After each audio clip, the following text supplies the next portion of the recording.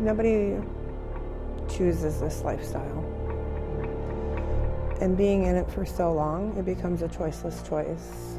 It's survival living. Everybody has their own story of how they became entrenched. For Debbie Cumby, it started young. I was a 12-year-old kid. I was a chronic runaway. I never felt that I got what I needed at home, and I looked for it elsewhere. After a stint in juvenile detention, she learned everything she needed to know to work on the street. I pulled my first trick when I was 13 years old. Girls and boys that are vulnerable, easy to spot for the wrong people. The predators, they know what they're looking for. When they see young girls and young boys, they look for that isolated child. They look for that child that may not be dressed to par like the other children are. They're looking for that child that needs something that they're not getting at home or at school or with their peer group. They're looking for that child that doesn't fit in so that they can make that child feel good about themselves, make them feel like they're the only ones that matter, shower them with gifts, take them out to eat, get their nails done, things they wouldn't normally be able to do. And this isn't just, children in poverty. Exploitation doesn't care what race, color, creed you are. All it cares about is if it can get you. Once he has you, he's gonna beat you down until you're gonna do what you're gonna do, what he wants you to do, or what she wants you to do, because predators aren't just males, they're females as well. A lot of people won't realize that they are the victims of this crime. Or that they're even being targeted. Indigenous activist Alea McIver says increasingly, predators are lurking online.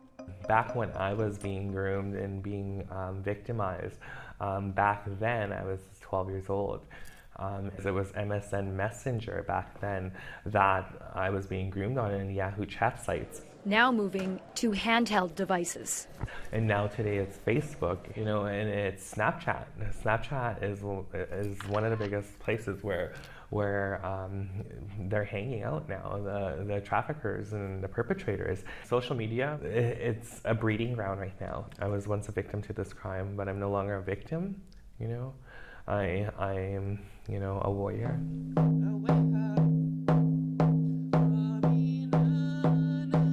Speaking out for those who can't. It's communities that implemented that in me and installed it in me and nourished me back to health. We gotta realize we're not victims, we're survivors. Find supports and resources for yourself. Ask for them. Talk to your social worker, talk to your school counselor, talk to your auntie, your mom. Talk to whoever you feel you can talk to. And it's not your fault. Can I give you a ride somewhere nice and warm? I'm okay. Do you want to ride home? Oh, you're freezing. You want to warm up in here first for a minute? I'm okay. You're okay? All right. I'm just going to write down what you're wearing, okay? You know the routine. They're cops checking in with some of Manitoba's most vulnerable. And on this frigid -25-degree night, the Winnipeg Police Counter-Exploitation Unit is also offering temporary warmth. Want anything to eat and a snack or anything? I'm okay. You're okay? Yeah. All right. You take care, all right? They have to develop a rapport with those individuals. They have to show that individual that we're there for them, that we have access to programs, we have access to a lot of things that they may need, that they don't know that we have. We have to build that rapport so that when that young person does find themselves in a very, very bad position, they know who to call. We're not there as a solely enforcement base. This isn't about the police coming to arrest somebody. That's not what this is about. This is about the police offering a hand to somebody that needs some help.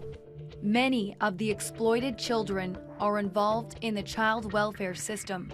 We know that somewhere between 87 and 89% of our kids that are reported missing nowadays are the ones that are being have a high chance of being sexually exploited are all kids in care.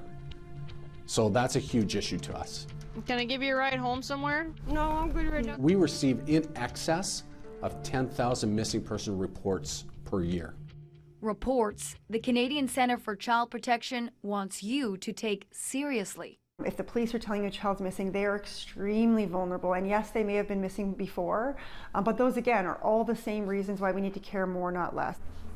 When there's a call to action to help find a kid, really take that seriously, and really think about, when I'm out and about, when I'm driving home from work, I'm going to have my eye out for that child, right? Because it could make a difference. We really want to motivate people to be the eyes and the ears for parents who can't always be, or the police, or the systems. All right, you staying warm?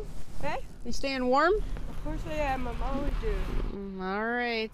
What people are tending to do, I think, is see, a vulnerable situation, a child in a situation talking to an adult that you just don't get a good feeling about. And they go home and they worry about that, as opposed to taking some action, making a call to police, saying, hey, there's a kid that I just noticed that seems a bit vulnerable. You don't have to just report that to the police service. There's agencies out there like the Canadian Centre for Child Protection, there's Nadinaway and Momaway. There's not a child I've met that woke up in the morning and decided, you know what, I want to be exploited and I'm going to use drugs. They didn't put themselves in that situation. They find themselves in that situation. So it's incumbent upon us as police service and all of the partner agencies to work with those kids to find the programs that they need so that they're not on our streets, they're not being exploited, and they're not involved in drugs. It's not the kid's fault.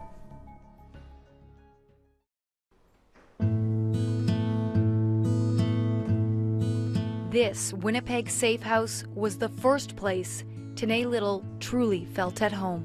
Little Sisters was the first home that I never had to leave at 8 in the morning and not allowed back at the home until after school hours. Their cupboards weren't locked. They had a very homey sense. Like, even when I was sick, I had staff that would rub my head and make sure I'm okay.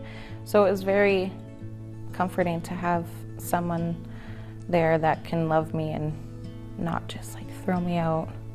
Mentor Christine Dumaine will also never forget how her life changed at Little Sisters. I lived there before for 4 years, and now I'm 28 and I'm still with them. So our relationship doesn't cut off when they're 18, right? It keeps going on and on.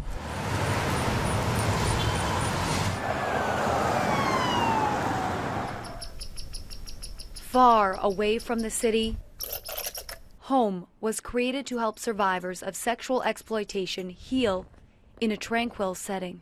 Well, when I was 16, we had a committee where we formed and discussed of how that program should be in home, and we wanted to kind of base it around Little Sisters, but outside of the city. This is our culture room. We do a lot of crafts stuff in here. Tammy McKay is the team lead at this rural healing lodge for girls. We have 6 beds. We've had anywhere from 1 to 6 with a long wait list. Just depends on how things are going and if the girls are wanting to be here.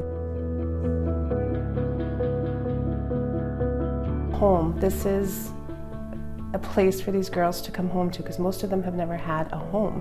They don't know. They've gone from placement to placement to placement and facilities and lockups, and so we don't do any of that. There's no lockup here.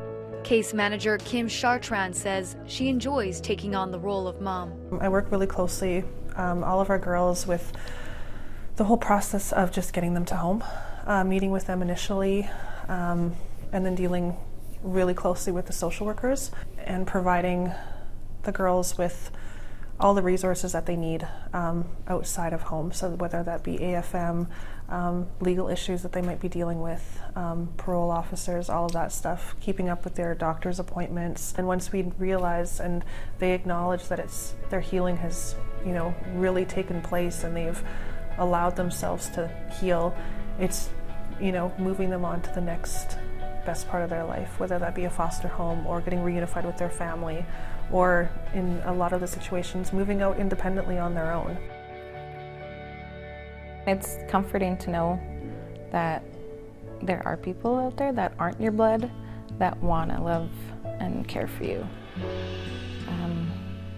That's what our kids need. They need love.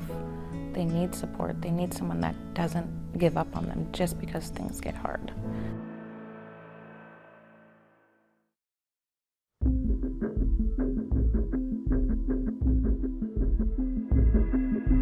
It opened my eyes more to the reasons behind addiction, the reasons behind